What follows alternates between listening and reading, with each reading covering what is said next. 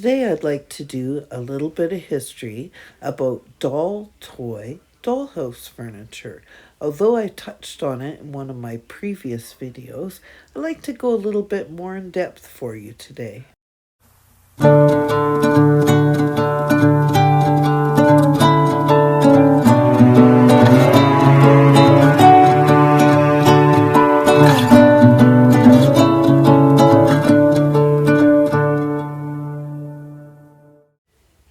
Dol Toi was founded in the early 1940s by Eric William Green and George H.C.C. Hind.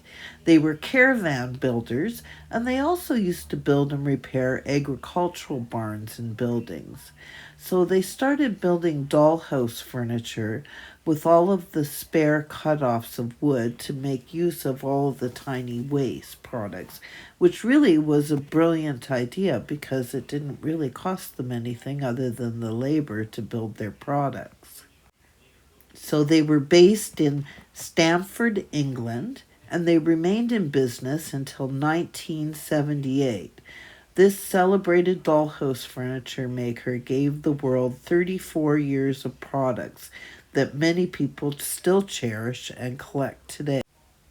When you think about it, using cut-off wood from leftovers from their other business ventures was just a great idea because they started just after World War II, and the supply of raw wood material could not be guaranteed in the context of post-wartime restrictions on the supply of scarce material.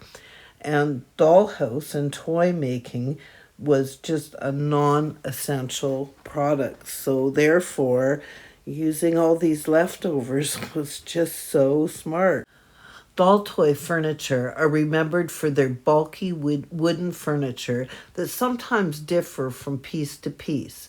The variations between the product is simply explained by the fact that for many years there was no specific or official plans for any individual items.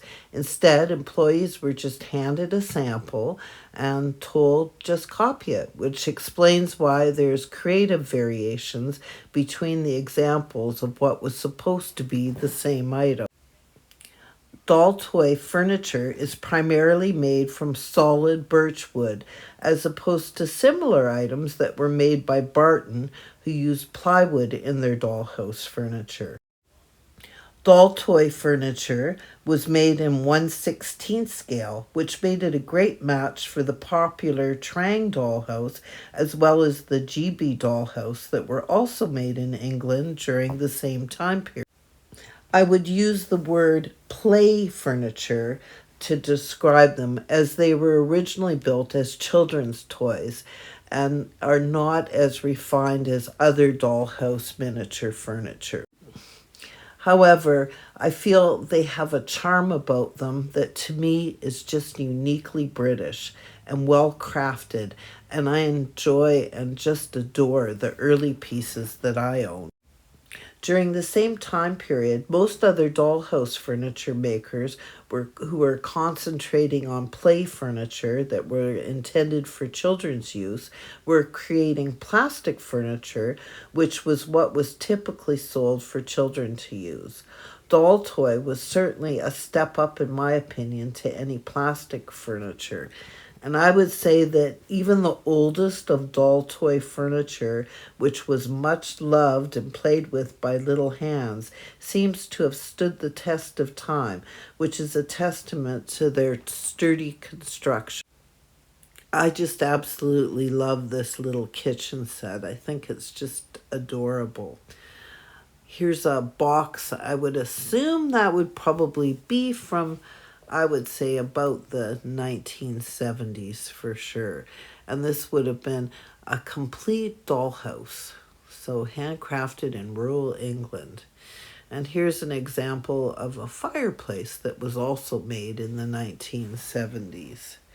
Dol Toi also created furniture for every room. The only room that I'm really kind of having a problem finding photographs of is Dol Toi bathroom sets. I'm not sure whether or not they made those out of wood as well. Dol Toi were also known for creating plaster food items during the 1950s, and then in the 1970s they made plastic food items. It's not common today to find a lot of Dol Toi food items, as they seem to have not passed the test of time, unlike the hardy furniture.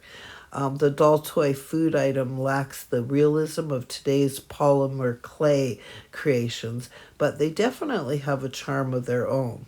I recently watched a Miniature World of Kitten Caboodlers video here on YouTube, which they did a box opening of a vast amount of Dol Toi furniture that they purchased at a charity shop for £10.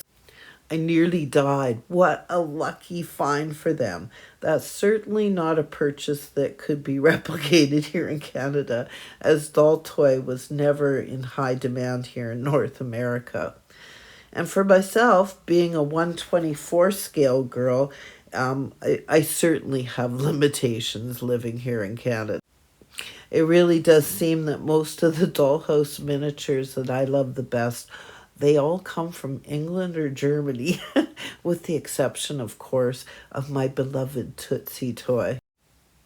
My dream is to one day walk into a charity shop and find a giant box of Dol Toi. Oh my goodness, wouldn't that be grand? Thank you for joining me today. Please subscribe and hit that like button, and please leave some comments below and tell your friends.